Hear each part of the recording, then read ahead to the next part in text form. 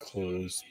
Welcome back, friends and neighbors. We are back in RGR football because the Chiefs are getting close to making a selection. We don't know where it's going to go, but we are going to run it down with you. I'm glad you guys are here. Thanks for watching all weekend. This will be our final stream live. I'll probably do a recap video either later tonight or Sunday, so be on the lookout for that. Right now, there's a number of directions we can go.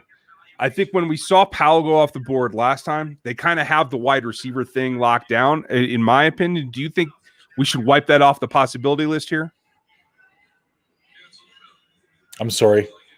Wide receiver. Do you think we can? Do you think we should just wipe that off the possibility, or do you think there's still a special team aspect that maybe they want to go double dip at wide out? The only way I see them if they go double dipping is if they go with a different type of body, which is not. I mean, here's the problem, folks. And I was saying on my chat on the Chiefs chat a while back. Some of you were there, some of you weren't.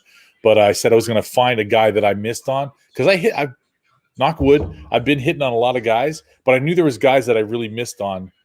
And the one I think that burned Andy, and I think he might be wary of, is Jonathan Baldwin.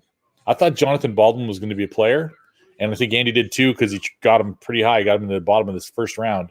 That whole Baltimore Ravens missing their pick debacle. And he did not. He was not mature. He got in fights with Thomas Jones, which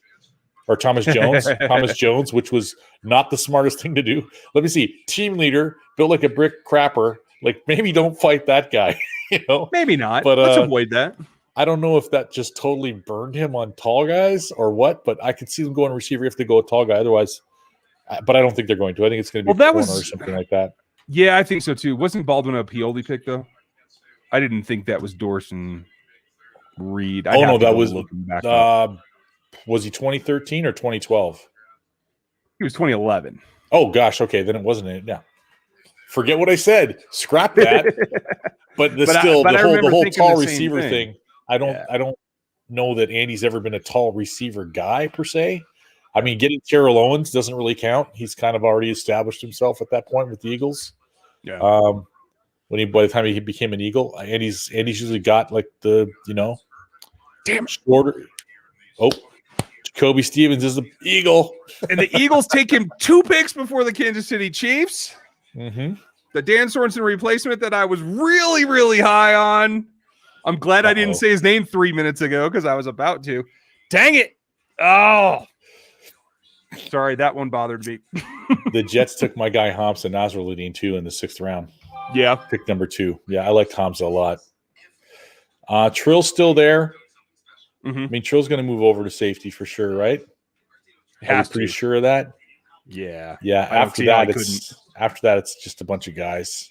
I'll tell you the next guy that comes to mind though is kind of that tweener, and it's Israel Mukwamu. I would like to see him. He's still on the board, yeah. Yeah, I'd like to see him. Come on. As a safety? Yeah, but in case he needs to drop down, he probably still can. But yeah, I would line him up at safety a lot. I think he might eventually be the 3rd safety guy. I think that could work out. What do you think of Paris Ford out of Pitt, Ryan? I try not to. Really? Yeah, not impressed. Not impressed with his film. Not impressed with his run ability. He's a bad athlete. And while he may see a few things and he made a few plays, I don't see any way he can play at the next level. Interesting. All right. Are you in favor of him? No, early on he was part of my process looking at big hitters and stuff. The one thing I was concerned about was he's going to have to learn how to hit again because he's not going to be able to hit people like that in the league. He's going to get tossed out of games. Yeah. He kind of was like a bit of a Chuck Cecil type, but not as good a player. But he hit the same way. He's got a nose for the ball at the college level. I mean, he's instinctive, but I don't think he has the legs to come up and play in the NFL. Yeah, Hamlin already went first team, right? I do believe so. I can double check that. I just think I just colored in his name a minute ago. Okay, Washington is on. Their pick is in. So we're getting close here. The Bills took Hamlin. Okay. So the Chiefs are going to they're on deck. They'll be on the clock after the Washington pick comes in. I'll be interested to see who they take. Of course, they'll take somebody else that I like right in front of the Chiefs, but that's all right. It's going to be what it is. Good point, Aaron Todd. Wiggins is still there as well. So is Derek Forrest. I like both those guys at this point in the draft. I have no problem with that. Scott, very good point. We were talking about Shakur before we came on. He might work out. I just don't know if they want like a nickel only, and I think that's what he is, but we'll see. Let's see. Avery, Trey Smith, hey, it's worth it. I mean, at this point, there's really not much that I could argue with. I mean, for me, Smith, Shakur Brown, or I'm just double checking to see if he's there because I can't. He is still there. Dylan Moses, as a just in case he's healthy again. Oh my! I'm certain six. Then we're back up to 6'3", 230. We're not small there, and he's got speed and he's got size. And I don't think he gets drafted though. He would be gone if anyone felt that he could recover. He's medically ripped. I'm guessing. You think so? Yeah, I know the Chiefs won't take him because they are pretty conservative when it comes to that kind of medical. And if he hasn't been taken by now, I don't see anybody taking him. Let's see. So who's it going to be? Livingston, very good point. Shaka's still there. I don't think they're going to double dip at edge, though. And Shaka doesn't have the length that they really like. He'd be kind of an exception to their rule. Oh, and Chase, I guess I missed it. Derek went already? Derek Forrest? Yeah, he's gone. Oh, I didn't realize. I missed that one. Check my board. I got him on there. Highlight already. Yeah. And Derek Forrest went to... is that? Oh, it's Washington, I think. Yeah, my Washington and 49er colors are a little close together because the color choices aren't as diverse as I need to try to change them a little bit. I think he went to Washington though. I'm pretty sure. Gotcha. So that you guys know what we're talking about. DJ's filling in his board with the selections of the teams. Let me get that over there. Trying to do little color background banners on the player so you can pretty much eyeball what team they went to. And I might change the team name from the college to the pro team that they're in as well, if I have a little time tonight. Yeah, it makes sense. Yeah, Washington football team, yep. All right, Trill, Shakur, Moses, if he's somehow healthy. Trey Smith would be great. Like we talked about that earlier, you and I, Ryan, like some interior line depth. I got no problem with that. I got to say, they're pretty maxed out. Like, I have trouble seeing them. They might have to keep 10. They're so stacked at this point. Like, and I have trouble seeing the 53-man roster with any more than 10. I'd like them only to have 9, to tell you the truth. But I think it's going to be Chiefs 9. Have, looks like the pick's in. Let's see what it is. I'd take Terry from Florida State, too. Yeah. I would, just as a, let's see if there's more there than the little bit that's been shown. I'm with you. It was Cheeseman, the long snapper from Michigan, who went before. And we should know here very quickly. Gary, good point. There's always an unknown player. Tyreek Hill was not on my radar. I didn't work him up pre-draft. So, like, there's always a possibility for that. Yeah. Tyreek wasn't the wide receiver he is now. He turned out pretty good. Absolutely. Absolutely.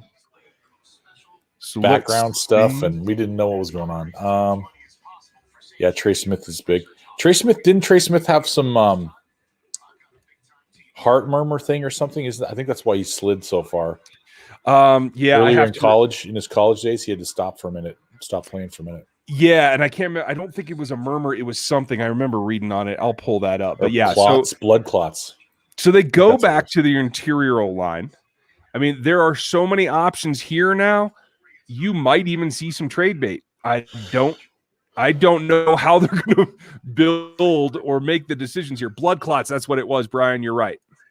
It was a blood disorder that I do believe he's still medicated for, so that's something to keep an eye on. But yes. But they're grabbing him. Yeah, I mean, and that's one where this is the guy that stands out to me is clearly they knocked him down for his medical, but they didn't knock him all the way off the board. So he is a talented dude, I will tell you that. Yeah. So yes. And this is the nice thing. Even if he doesn't become a starter, if he's your 6th guy in short yardage, he will knock the snot out of somebody. Yeah, so, and he's one of those guys too that he wouldn't be here right now if he didn't have that situation, that knock, like you said. Yeah.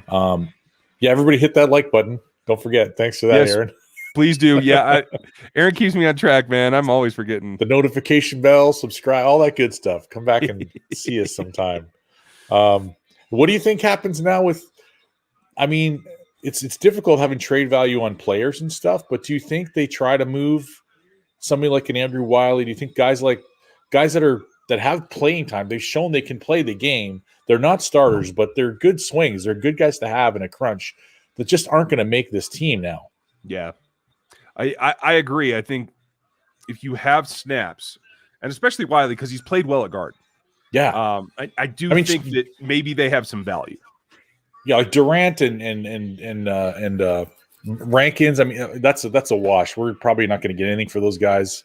Probably going to cut them loose unless they've got scout team time left on their career, practice roster. Otherwise, but Wiley for sure. Like a guy like Wiley. I mean, who knows what they're going to do in free agency? That's still got to go on. No, don't trade Allegretti, Chase. Please don't say that. I like me some nasty. I don't want his attitude is just good for that room. It really is. And I'll tell you this, all these acquisitions make me wonder if it's a possibility that Laurent Duvernay-Tardif does not end up returning to the league. This is a plethora at guard in particular, and I wonder if that's compensation for some coming announcement that we haven't heard yet. It won't shock me. I have no knowledge of that, you guys. I'm not trying to say it's going to happen. I'm just saying, like, there's so many guards on this roster right now. And if I remember correctly, Trey played on the right exclusively. Yeah. I'll pull that back up here in a second. But that does make me wonder if he played both tackle spots in Canada. He played both tackle spots in Canada, but he was strictly a right guard with us. Who? Duvernay-Tardif? Well, I'm talking about Trey Smith. Oh, okay, Trey Smith. Sorry about that. Yeah. Yeah, like, so they keep adding guards and guards and guards, and Trey's, I think, are right only. And I don't think they're going to ask Long to go anywhere, especially with Tooney in Orlando now. So you got 3 guys there. I like that they're getting big, juicy guys. They're getting big, juicy guys to play offensive line. I mean, like, Daryl's going to be like, this is like, he looked great at LSU if you go look at the tape again, because that line was so monstrous. Yeah. So he's like kind of like, we were talking about Chris Evans earlier. It's going to up Daryl's game. Even though Daryl has been good for us, he's going to be better because the holes are going to be bigger. They're going to be opened promptly. When they say holes opening in 2 seconds, it's opened in 2 seconds. It's not, let's get a little extra, slow down. I'm not ready yet. There's none of that stalling your rush. Because he's one of those guys, he wants to dash towards the line. He doesn't want to dash and then stutter and then have to go.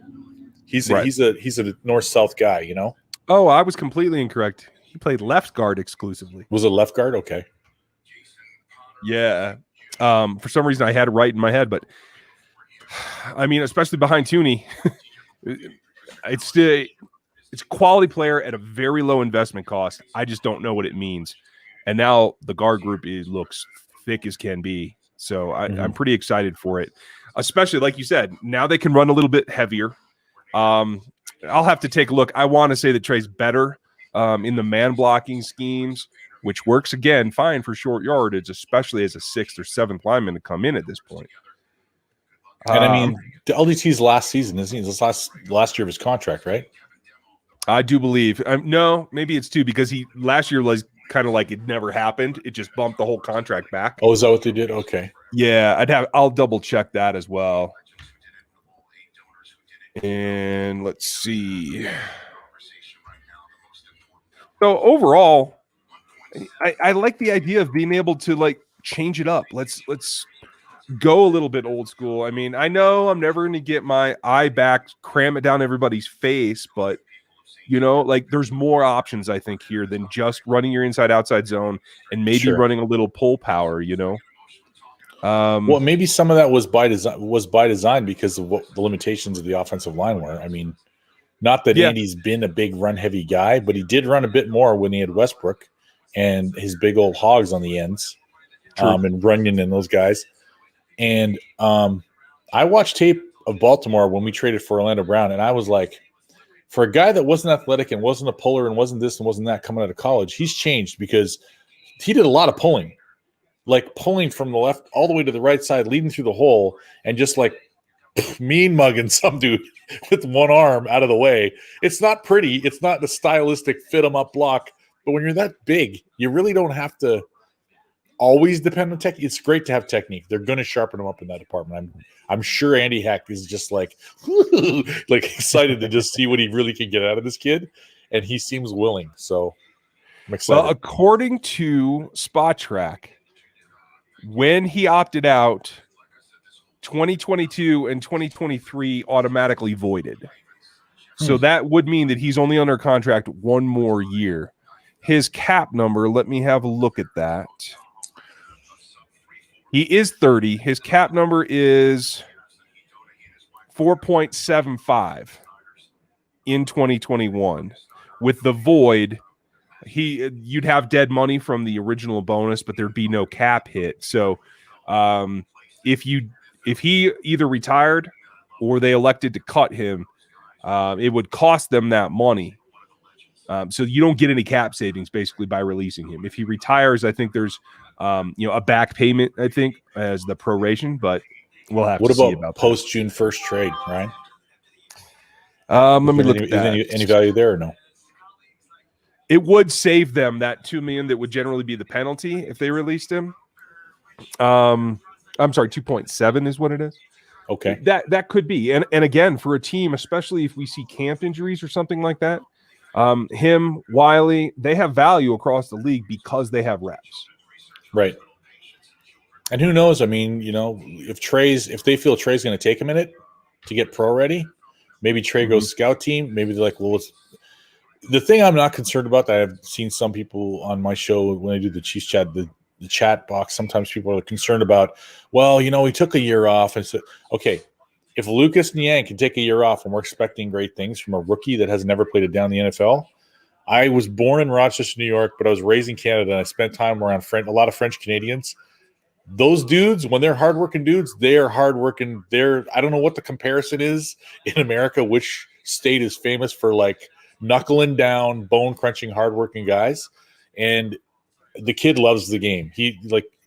I guarantee you it was not easy for him to decide to do what he did. It was just such a huge crisis. If he's healthy and coming back, because I think he was a little nicked up the last year. His play was down a little bit. Yep. And that year healing up and working out and seeing the game right there, but he's not allowed to go do it because he already decided.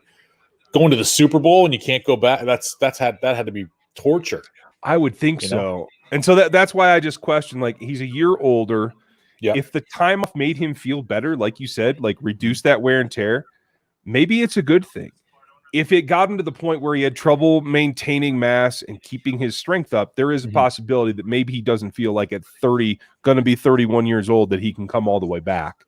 I don't know. I hope that he tries. I love him on this roster. I'm gonna tweet him and ask him to post a video like Kyle's, because I saw Kyle's video on the treadmill and I was like, damn, dude.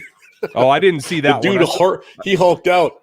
I saw the one-leg reverse hypers. That's a challenge. Anybody want to have some fun? Try to do a reverse hyper without the weight with one leg. Gosh. It is a pain. Yeah. No, he's looking good. He's looking good. Yeah, and everything that Veach said last night regarding Creed, he all but said Creed's going to be the center. Like it sounds very much like they didn't draft him to back up. They drafted him to start. He said what I said yesterday. Blythe's only on a 1-year deal. We don't have Blythe set up for the future yet. And this too, Blythe's strength is run blocking.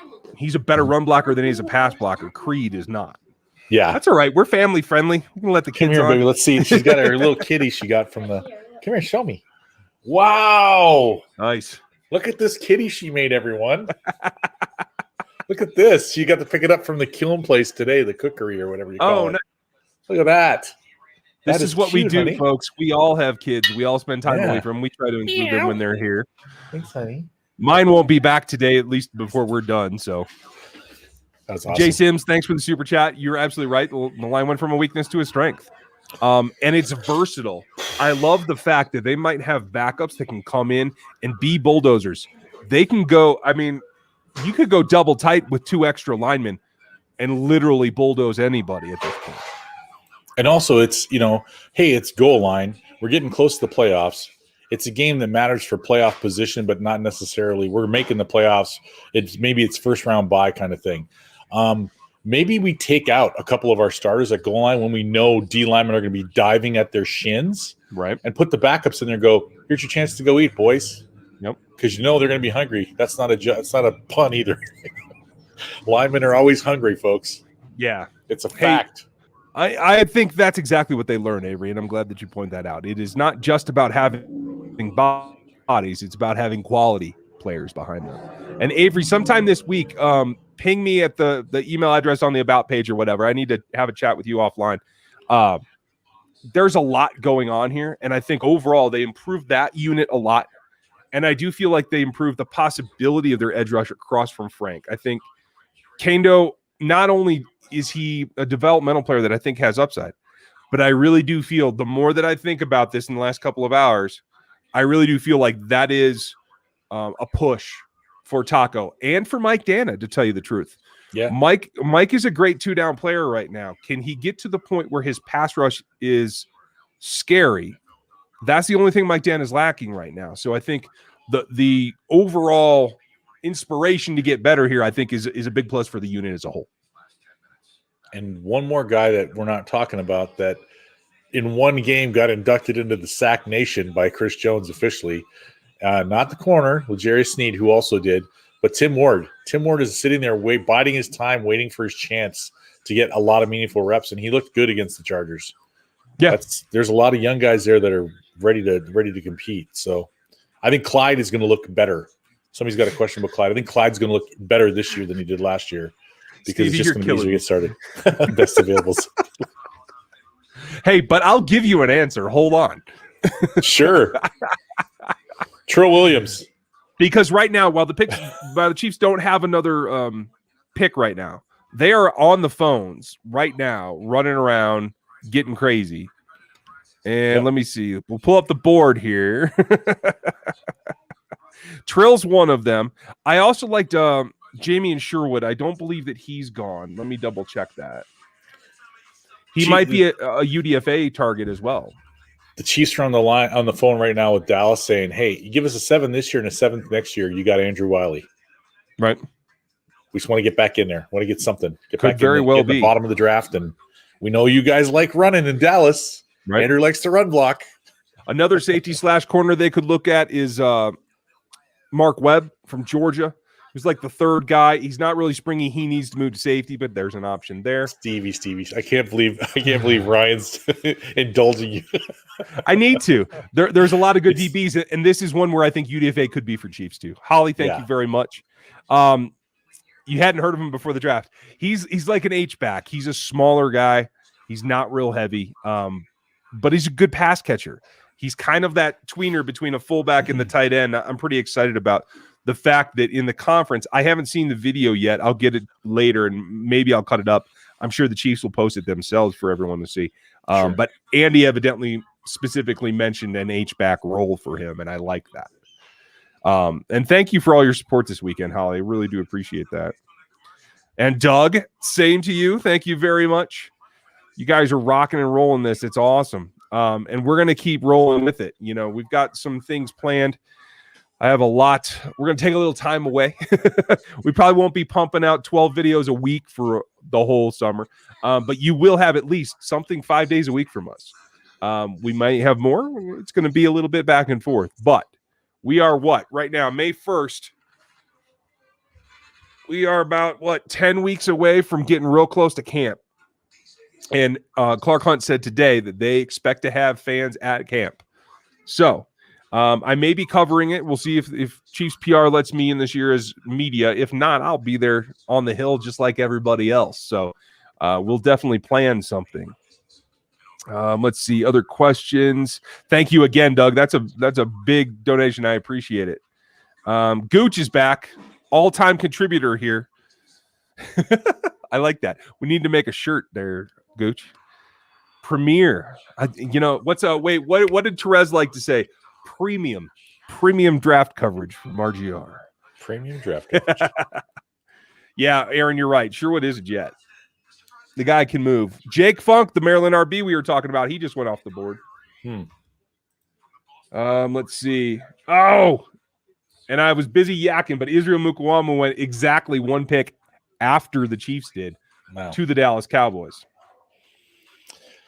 Okay. So let me look at my board here. That's Didn't Dallas get another safety already, or was it a corner I was thinking about?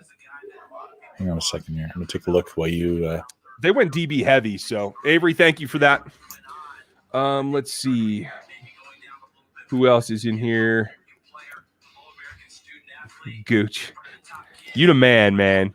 Trey Smith also played left tackle before he went out with the clots. Okay, I didn't realize that. I had only seen the guards. Do you think he has flexibility to be part of the decision? I think flexibility, versatility is always part of the equation with these Chiefs. So it definitely helped his case. And maybe that was the difference between the medical taking him all the way off the board and only taking him down to a late round pick. So that goes a long way. I'm still bitter about Jacoby. Sorry. There's a lot of guys that can swing on the inside that can do both guards in the center or just both guards. There's a lot of guys that can swing tackles. There's not enough guys that can swing left guard, left tackle that can do both of those spots equally well. And if he's that kind of guy, that's a good diversity to have that not everybody on the team has. Yeah. So it's always, you never, like we just said earlier, quality depth is important. I mean, you don't expect to have that many injuries in that one group. It happened. It happens. What are you going to do? It's just timing, and it sucks. But, we're into the next year. It's much better now. I'm going to zoom in for this one. Gooch, you're killing me. If he trades back in now, I'm going to lose it.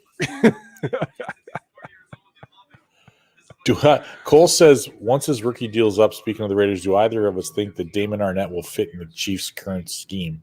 No, he's a cancer. I don't want anywhere near him. Here's your answer.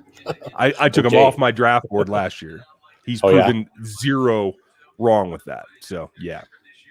Yeah, and Travis Kelce beat him like a rented mule, so that's good enough for me. That was just dumb in the first place. There was no hope. Why are you doing this to this guy? Yeah. You trying to just destroy whatever little confidence he has? Oh, man. How many picks are left in the draft? 25? 20? Is it 255 total? 258, I think, this year. Oh, what's Mike Mayock saying? Oh, he's speaking? Yeah. Hey, K-Staters, Wyatt Hubert is off the board, going to the Bengals. I was wrong. 259 total picks. Oh. The Raiders just picked Morrissey. Oh, yeah? The center. He's very excited about it. Oh, okay. It's interesting that the former NFL safety didn't go in there and talk about all the safeties right drafting. Hey. Were those your picks or John's? Who's doing that, Mike? Before I get to Gooch, Scotch, I want to answer yours. Look for Cade Johnson. I think he's going to be a great UDFA. Racey McMath actually got drafted while we were away. I like him. I think Patty Fisher will be a special teams player. He can be that kind of nickel linebacker safety type guy. I didn't think Frank Darby went. Did you see him, Danilo? No. Okay, so I think Frank's going to be an interesting UDFA for sure. Teron Jackson went. Garrett Wallow's another safety linebacker kind of guy. Chris Wilcox is still out there, I believe, the corner from BYU. Great athlete. Needs to work on a number of things, but gives you an option there. I mean, Trill and Wiggins are still there. Like, there are certain guys that I fully expected to get drafted somewhere. Yeah, are still on the board. And Wiggins was an early day 3 guy for me. Like, there's got to be something that came back in his medical, is my guess. Gooch is back. Is it me, or does the running back from San Francisco give me Harvey vibes? Good point. Jarek, it's a very good point. I think for me, it's the burst thing. It's like, if he clears the second level, he's got it to take it to the house. So that's what he says. Harvey, are we talking like Harvey Williams? Yeah, I think that's what he meant. Maybe I'm wrong, Gooch. Come back at us if it's not. I don't think he's anywhere near the size of Harvey, though, is he? I mean, Harvey played running back and tight end for us. Amatter Baby's still there. I mean, there's some guys that could be. I mean, can you imagine Amatter Baby as a gunner on special teams? Dude, Amatter Baby can put weight on and go to tight end just like Fortson eventually. Tyler Vaughns is not a bad player. Marlon Williams I like a lot, even if he's just a special teams guy. And people question the speed. I'm like, the game speed's there. And he's a thick, strong, hard to tackle guy. Maybe his catches aren't as consistent as they need to be. I don't know. It's got to be something. Like Bushman's still out there. I wouldn't mind Bushman as a UDFA tight end. I just hate these coming off an Achilles tear. Yeah, it's rough. But I mean, somebody took Deo in the second round, or was it a second? Deo Obiingbo? Let me check right here. When did Deo go? He's under. Yeah, he was in the second. Yeah, second round, 22nd to the Colts. And he just did his Achilles too. Like that's surprising to me. Oh, Avery, thank you. Evidently, Frank did go. I must Frank Darby past him. Yeah. I mean, yeah. There's going to be this. This shows how deep the draft is, folks. There were players, like I said, after the first round. Got to take this one. You got it, man. Go get it.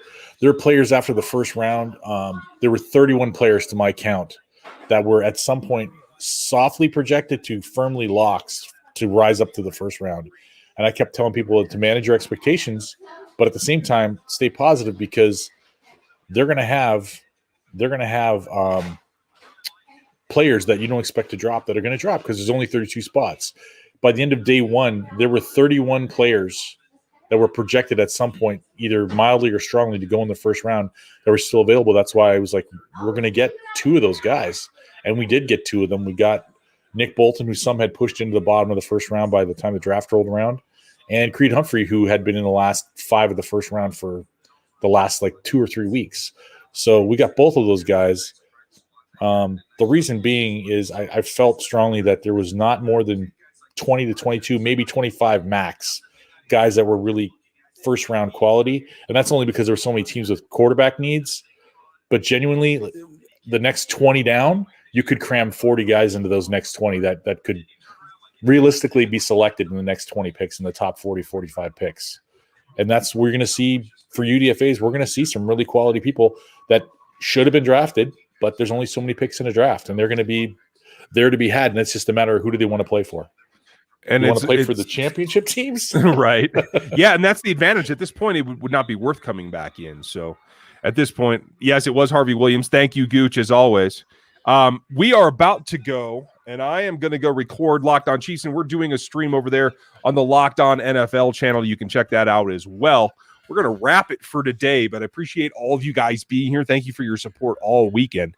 And we will figure out a plan to give you content 5 days a week this next week on the draft picks, those kind of things. I'll try to put something up tomorrow. I want to run down where everybody ranked in all the measurables, so we'll get into that.